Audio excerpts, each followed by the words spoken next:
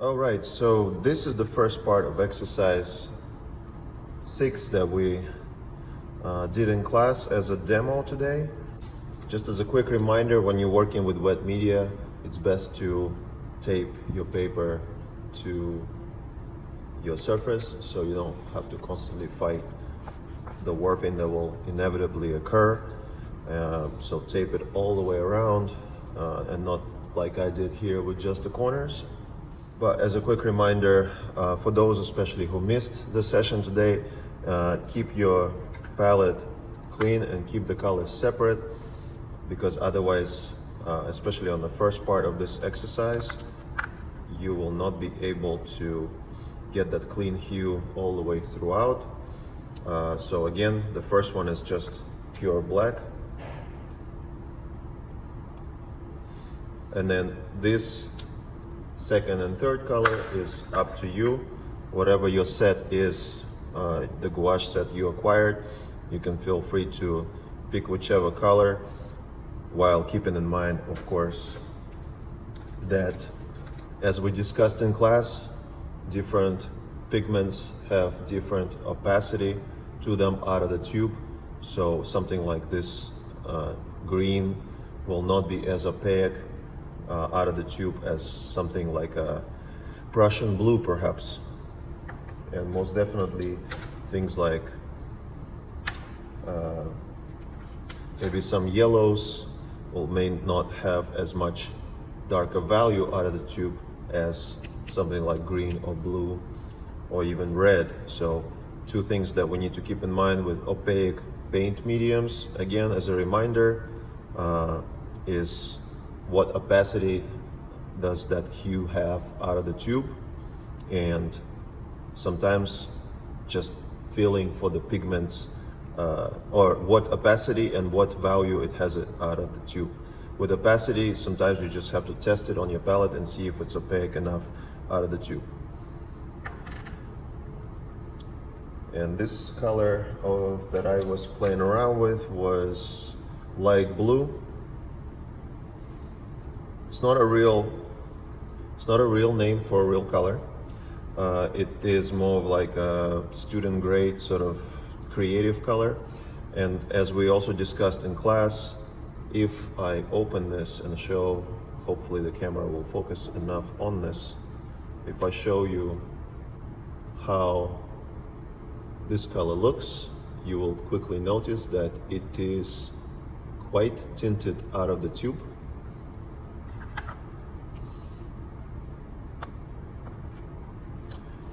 And what that means is that this color is already got a lot of white mixed into it. That's not how regular blue, cobalt blue, Prussian blue, any regular pigments that we would normally use in like oil painting and acrylic would look. So be mindful of, depending on your own set, what kind of tint your color has out of the tube, and that will help you to determine how to go on your first part of this exercise and how much white you're going to be adding in order to go up the value scale when you're tinting your two selected color of your choice. Now to the next part of the exercise. Keeping my little paper towel handy here.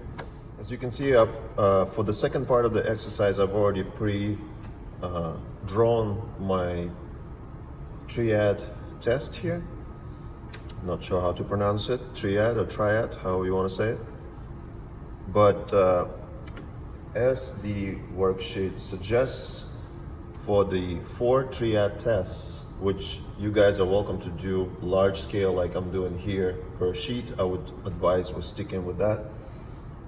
But if you really must, you can divide your sheet into 4 sides and make sure that each Triad test in each quadrant is large enough for these little cells to give you enough room to play, otherwise it defeats the purpose. Now, I'm keeping my squared brush, and you can experiment across the 4 Triad tests with whatever brushes you want. Got the square one that I like, that's just synthetic and smooth. Do not use Bristol brushes that are coarse. because it will just leave too much texture on the paper. I would stick with soft synthetic brushes. And if you need to get around corners, you can play around also with more of a pointy brush as well, or even a filbert like that could help. So whatever brushes you got at your disposal, play with a few of them and get the feel for those brushes.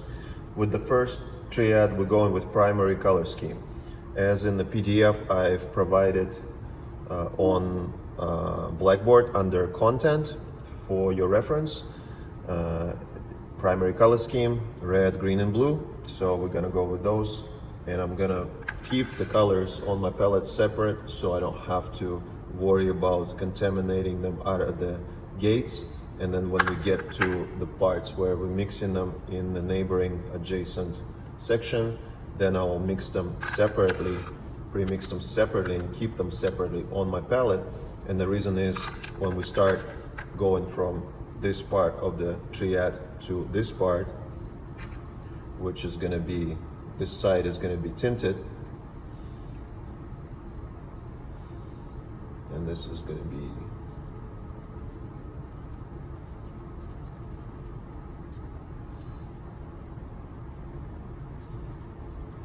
primary color. Oops. Primary color scheme. This side is tinted, aka adding white to the premix colors, which is why we want to keep them separate on the palette. So I don't have primary colors, but we'll work with what we got. So I'm gonna squeeze just a little bit. If I need more, I can always get more. I'm gonna hold off on the white because, as we talked about, it dries so fast. You can see that white blob that we used for the first part of this exercise is already pretty much completely dry, and mixing that will be very difficult. So I'm gonna hold off on the white before I get to the tinting. The only green I have is the same green right there. Let's see if I can revive that by putting a little water over it. I just got a fresh cup of water as well, so that my previous colors are not gonna contaminate any of these hues. And the last one is blue that I already have prepared here. So very straightforward. Gonna go with green, so I'm not blocking it with my hand and go from left to right. So I'm gonna go with green first, even though it's a funky green. In this case, you guys go with hopefully the more primary green than this. This is more of a turquoisey green. And I'm gonna just see how I can use the brush to manipulate the color around that section with the flat edge, because I personally prefer chiseling in large shapes first, even when I'm painting, before zeroing in on any details. So I like flat, chiseled kind of approach like that. And control for how much water your brush holds, because if it holds too much water, the opacity of that will also decrease, and it will have a bit of that watercolor effect to it. So I'm just gonna get a little bit extra of the green. See how much white is already pre-mixed in it. So in a way, my set is quite tinted out of the tube already. There's too much white mixed into these colors. So it's not very primary, you may say. Because I already have green on my brush and I don't want to go through extra rinsing cycles, what I'm gonna do now is I'm gonna take the blue that's on my palette and I'm gonna combine them here on my palette so they stay nice and clean. But I'm gonna be very careful as I am taking blue out of the blue section here and a little bit of green, and I'm gonna just kind of try to get somewhere in between. If it's too sour cream like, get just a little bit of water to help you mix them together. And what you want to do is you want to pre-mix them in advance, as I mentioned earlier, so that when you start tinting that color, you don't need more. So perhaps I went too low on too low on the quantity here of the actual pigment out of the tube, because once I add white for my other side. And this is how we're gonna go, as far as the steps are concerned, this is how we're gonna go about it. I'm gonna pre-mix it. You can still see the palette here. And maybe I'll rotate it like so. So blue and green are gonna go in here. So that's even more turquoisey color. There's still no tinting here. In other words, I have not added any white to this. And I'm going pretty opaque. In other words, not too much water on my brush. And that's, you can see already it's kind of drying out. And I can still see a little bit of paper showing through, but I'm happy with that opacity as it indicates what kind of new hue I accomplished here. So I'm gonna leave it as is. Now, because I don't wanna rinse and repeat, I'm gonna take that and now tint it, this new guy, and I'm gonna put it in this section on the right side where we've got tinted hues that we created on this part of the Triad test. So with that, I'm gonna shift this so you guys can see. And I already have that new hue here, so all I need to do is maybe get a little bit of water to that white so I can revive it. And my brush pretty much holds that hue already from that I premixed for this new color. So now I got pretty much ready to go for the tinted version, and I'm gonna add just a little bit more white, premix it and block it in here. That way you can go back and forth without having to redo, remix anything from starting from zero, and just add a little bit of white to the one you already hold on the brush holds from the left side.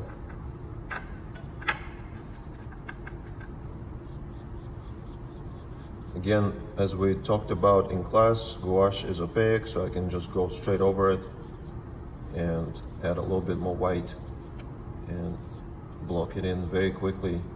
So each triad will not take you more than 10-15 minutes, hopefully. So that's pretty good indication of how this hue would appear tinted. And as we tint our hues, as we've discussed during the presentation, they do lose that opacity and become more dull. Now I'm gonna rinse my brush so I can switch to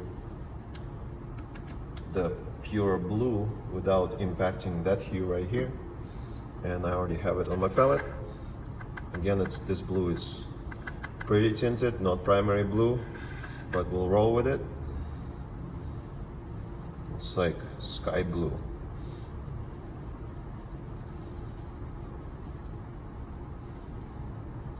When in doubt, reference the color wheel diagrams that are available to you in the PDF. If you forget the fancy words such as primary, secondary, tertiary, and then the words that indicate different color schemes, analogous, complementary, etc. Analogous are about 3 colors immediately adjacent to each other on a color wheel. Complementary are opposite of each other. And then there are things like split complementary, which we're not going to get into with this particular exercise, where it's instead of splitting right across your color wheel, you go across the color wheel but split next to the adjacent 2 colors of that color that's directly across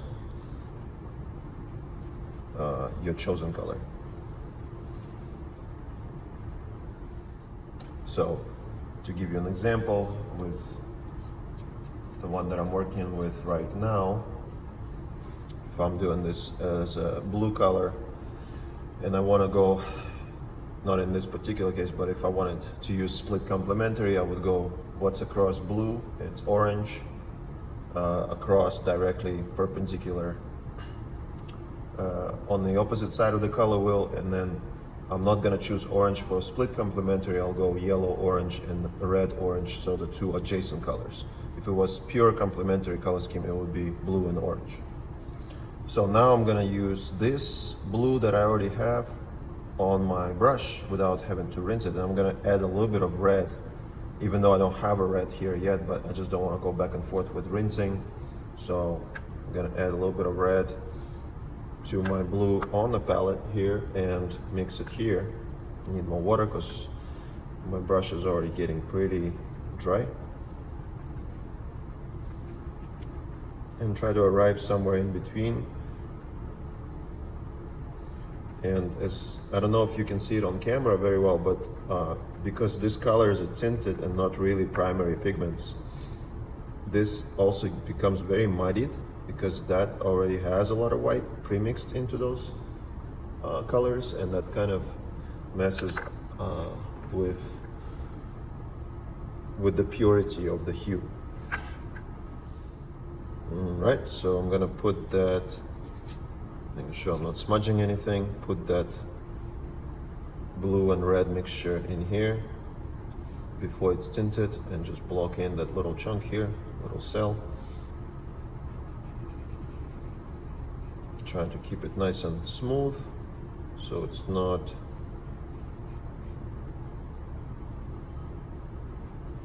patchy across each section. And you should also try and do the same as you apply your color studies.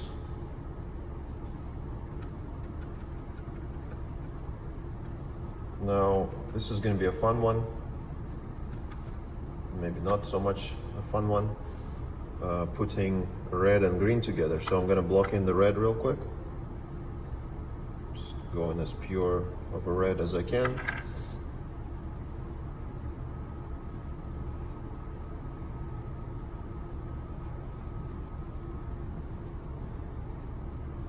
Not keeping it too watered down. It's still that sour cream consistency, but the water keeps it fluid and not so smudgy and gummy. So we still want very little water as to not undermine or sacrifice our opacity. And that's my red. And now I'm gonna mix that red with that green, the first one I had on the palette. So I'm gonna just take a little bit of that green, maybe that's too much. I'm gonna go here, and my brush should hold enough on it, and it's strangely enough very close. Might need just a dab of water here.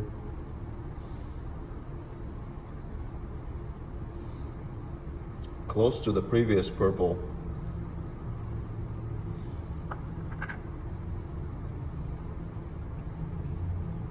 And another thing that we want to notice while we're playing around with these color schemes is I'm adding a little bit more green to it because I don't want it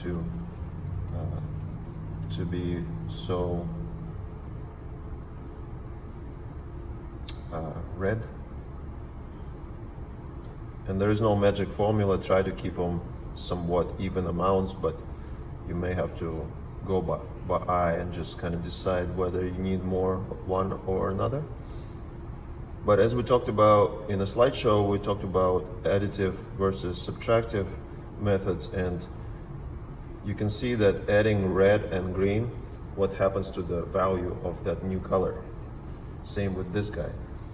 By comparison, these new colors that we've mixed by mixing primaries together are becoming darker. So if I was to combine all those colors, the value will become even darker. I'm not gonna do it here, but you can test it for yourself on a sheet of paper on the side somewhere while you're playing around with this, and confirm that theory if you want to. So you will see what happens now with me mixing these two together, and that should also based on the additive color theory, it should push the value quite a bit down. So I'm gonna use my previously pre-mixed turquoise from here and the new green and red mixture, combine them.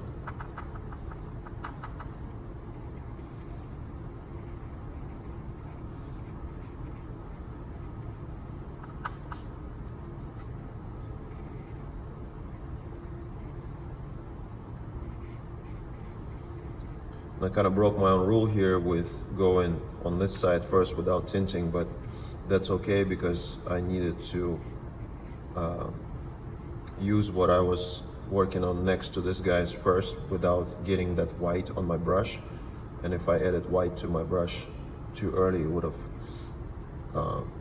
made everything tinted so fast that it would be hard to undo that. So now this color is, you see how much darker it is. If I had a little bit of less water on my brush and went more opaquely, it would make this value be even darker. So now I'm going to add a little white and block it in here. Just add a tiny little bit of water because my brush is dry again, and adding just a little white tint to this previous color and blocking it in here.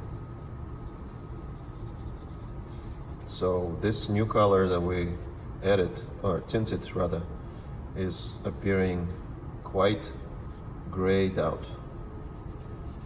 So the opacity is muted. That's another word that we can add to our vocabulary here, is muting the saturation, right? So you can say dull or you can say muted to describe something that's not so saturated. Let's see what's next. I'm gonna go with this guy and tint that guy after I rinse my brush quite carefully, just so I don't have any other hues contaminating that part. And now I'm gonna add, that's already pre-mixed, so I didn't mess that one up, and I'm gonna take some of that white and tint that hue, and hopefully there'll be enough color for me to block this guy in with that new tinted hue from this side. I'm still avoiding that patchiness. I want this little cells to be nice and uniform, just so that I can practice the medium and the technique at the same time, like so.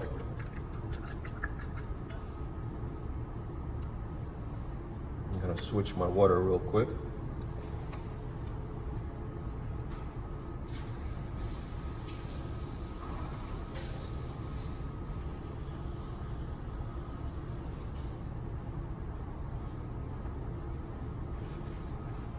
And with the fresh water and clean brush, I'm gonna go to get the difficult color first, or actually I'm gonna tint the red first, and then I'll use whatever is on my brush and introduce some of that other green, and I'll tint that because I kind of ran out of that mixture, and that's why I was advising you to pre-mix it, you know, quite liberally, so you have some color left. But that just happens as part of the process. So a little red here and a little white. I'm gonna mix it here, so it turns into that nice pink color.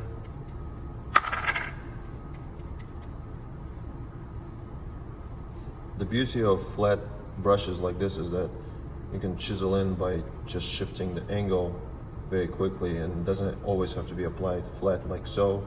You know, you can shift it up and down like that and just go around corners. You can go straight edge. You can almost do a line work type of deal with this type of brushes and block in, or you can go like that by doing a little dabbing, like pointillism. So that's our tinted red, grayed out, washed out red. And now I'm just gonna add the green to this mixture that I have going on. I might need a little bit more white.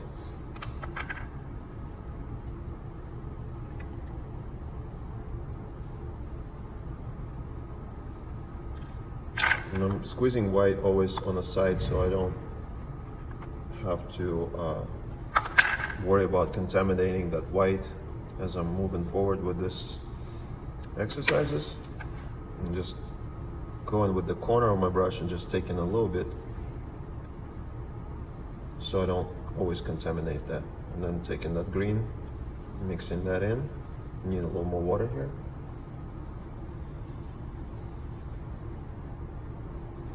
Very weird color, but we will roll with it. You see it's still relatively dark, even with white added. With the tint, it's still quite dark, but the saturation is also grayed out as we tint our hues. All right, kind of like that one. Now we got that pure primary green, not so primary in this case, but pretend it is.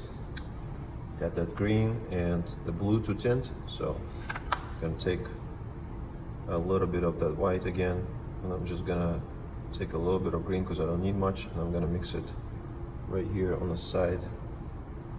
Get a little water. That's good enough. And almost went here. I want to go here.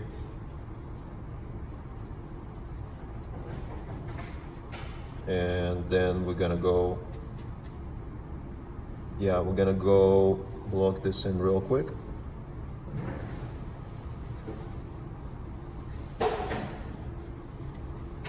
So I think I got a little bit too much water on the brush on this last one so that we can see the paper through, because again, what happened to the opacity, it went down and the water diluted that opacity straight out of the tube. But it does look pretty nice. And now we got that blue. I'm gonna make sure my brush is nice and clean, and I'm gonna rinse it. This water's already got a lot of pigment in it, but I'm gonna try to squeeze as much out of it so I don't have all that pinkish hue mixed in.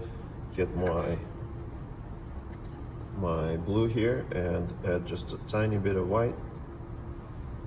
And I have the blue and white right here on the side already.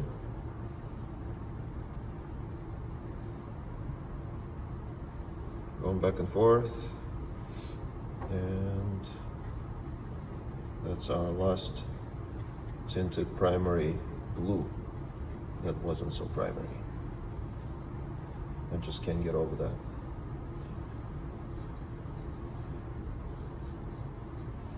Never cared for funky colors, whether it's pastels or paints that are pre-mixed with all sorts of tinted versions and neon versions.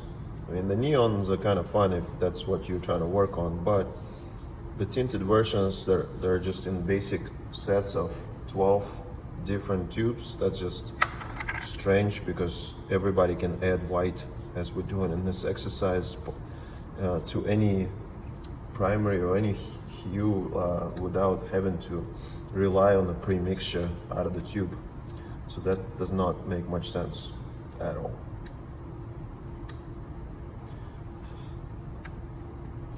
Okay, so we got that one done.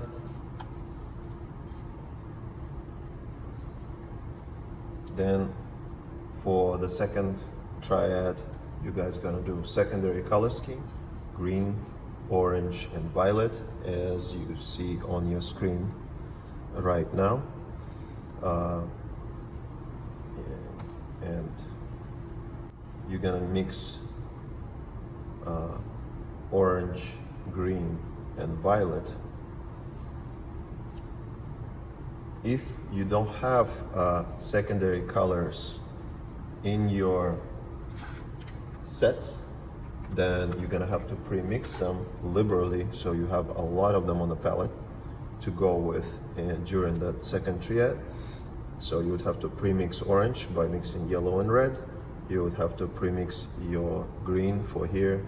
Well, not pre-mix, green should be already there.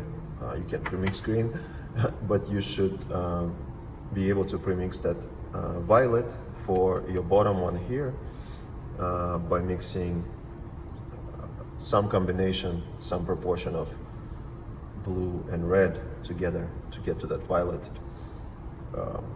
And the more blue you're gonna add, the darker it's gonna become, so be mindful and work with what you have in your sets. As you notice, that would be my new violet here with this set because of the tint that they added to this cheap gouache set that we had. And then for the third one, you guys are going with analogous color scheme, and as you can see on your screen, from the diagrams we've talked about in the PDF, the analogous scheme would include somewhere around usually 3 adjacent colors, and that is where you guys can choose which direction to go. You can go with, you know, yellow, orange, orange and red, orange, or orange, red rather, or you can go with yellow, green, green, and yellow, green, and yellow, green, something like that. Or you can go with any combination of 3 hues. On the color wheel, you could go with violet, blue, and, you know, greenish light blue. So just 3 colors that are close enough adjacent on the color wheel. You can do it. For the analogous scheme,